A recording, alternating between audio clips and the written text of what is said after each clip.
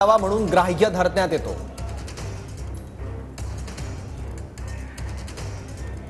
कडक भूमिका घेणार हे दिसलं पाहिजे।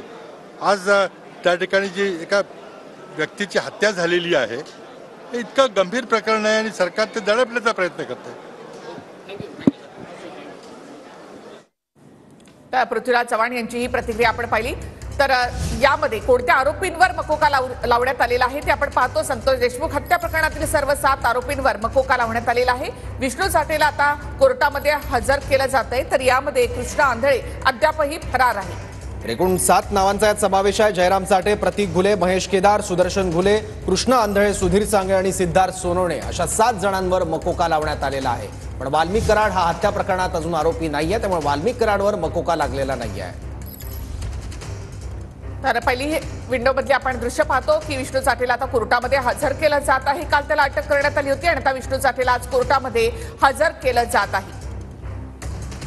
संतोष देशमुख हत्या प्रकरणातल्या सर्व आरोपींना फाशीची शिक्षा व्हावी अशी मागणी धनंजय देशमुख यांनी केलेली आहे। राज्यभरात मोर्चे निघतायत संतोष देशमुख हत्या प्रकरणातल्या आरोपींवर कारवाईसाठी आणि एकीकडे मोर्चा सुरू असताना ही एक महत्त्वाची बातमी आली आहे। संतोष देशमुख हत्या प्रकरणातल्या 7 आरोपींवर मकोका लावण्यात आला आहे।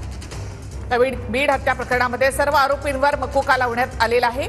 तर दुसरी दृश्य आपण पाहतोय की संतोष देशमुख यांना न्याय द्यावा यासाठी म्हणून मोर्चा काढण्यात आलेला आहे। तर 8 आरोपींवर आतापर्यंत मकोका लावण्यात आलेला आहे।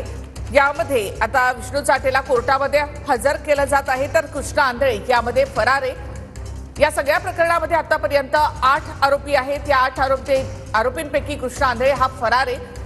या सगळ्या आरोपींवर सध्या मकोका लावण्यात आलेला आहे। संघटित गुन्हेगारी या संदर्भामध्ये मकोका लावण्यात आलेला आहे। त्याचबरोबर एकावर गेल्या 10 वर्षांमध्ये 2 गुन्ह्यांमध्ये आरोपपत्र सादर केलेलं असेल तर अशा आरोपींवर मकोका लावण्यात येतो। हे प्रकरण गंभीर आहे। या सगळ्या प्रकरणामध्ये पोलिसांना आता तपासासाठी 6 महिने मिळणार आहेत। या सगळ्या आरोपींना जामीन मिळण्यामध्ये अडचणी येतील।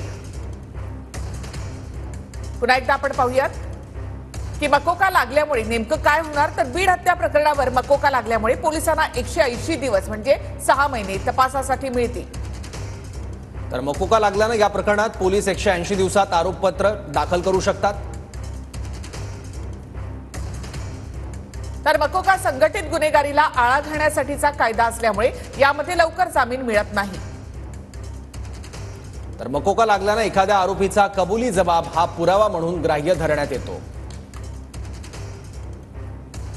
तर मकोका लागल्यामुळे नेमकं काय होणार ते आपण पाहतो। संतोष देशमुख हत्या प्रकरणामधील सर्व 8 आरोपींवर मकोका लावण्यात आलेला आहे। त्यामध्ये सुदर्शन घुले, सुधीर सांगळे, विष्णू साठे यांच्यावर मकोका लावण्यात आलाय।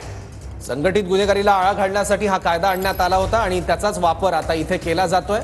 यामुळे गुन्हेगारांच्या मुसक्या आवरणात प्रशासनाला आणि पोलिसांना मदत होते। त्यामुळे अतिशय महत्त्वाचा कायदा हा मानला जातो संघटित गुन्हेगारीमध्ये। आणि आता संतोष देशमुख हत्या प्रकरणात 8 आरोपींवर मकोका लावण्यात आलाय।